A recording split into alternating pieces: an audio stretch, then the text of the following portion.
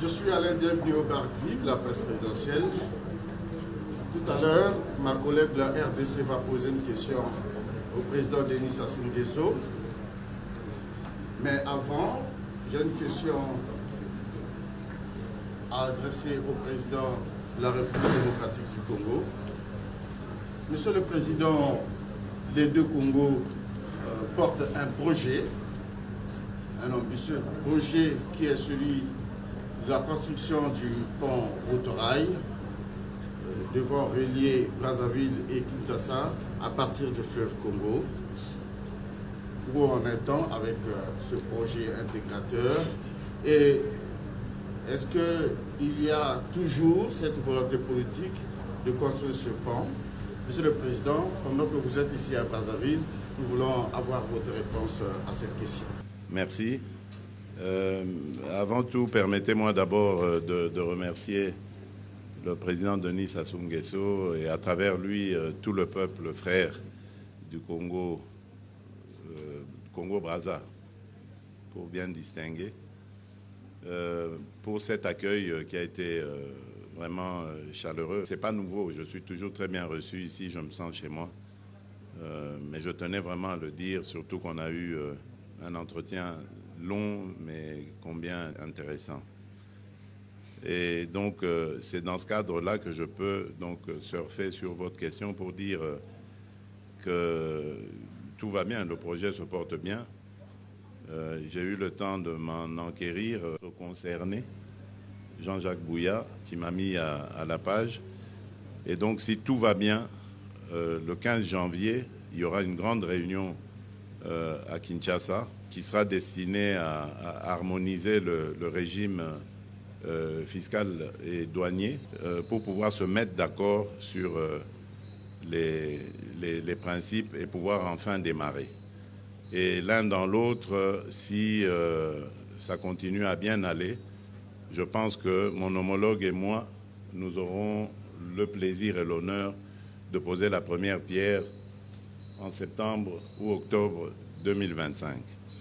Et j'aimerais ici souligner le fait que c'est un projet qui est très très important à la fois pour les relations entre les deux pays, mais également pour l'intégration régionale, l'intégration africaine.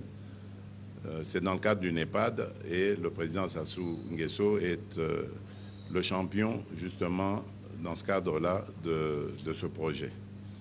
Donc tout va bien, je peux dire à ce sujet-là, l'Afrique se construit, les relations entre nos deux pays se construisent aussi, et tant mieux.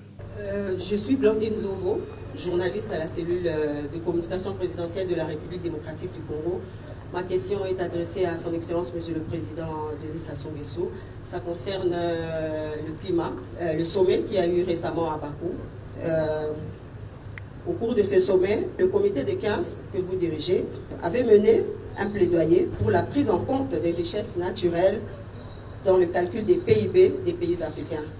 Qu'en est-il de ce projet? Et au cours de vos entretiens, de vos échanges avec son Excellence, Monsieur le Président Félix Tshisekedi, est-ce que vous avez abordé ces questions dans le sens d'une stratégie commune? Oui, comme vous le savez, ici à Brazzaville, nous avons déjà abrité le sommet des 3 bassins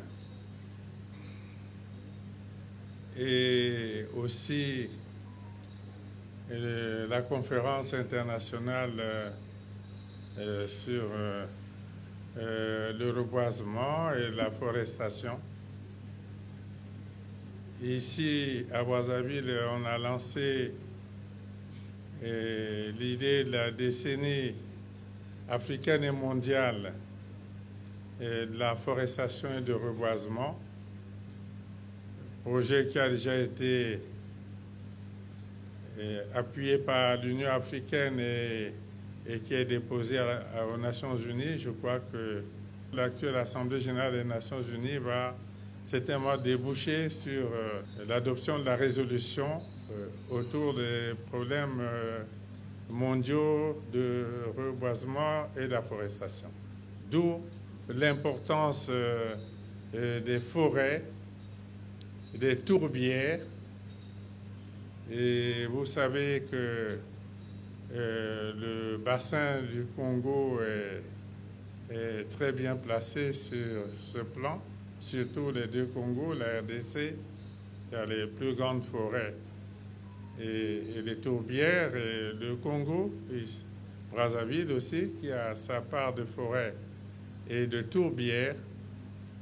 Et il s'agit là des richesses très importantes pour l'Afrique. Et on constate malheureusement que jusqu'ici, le carbone des pays africains est traité au rabais.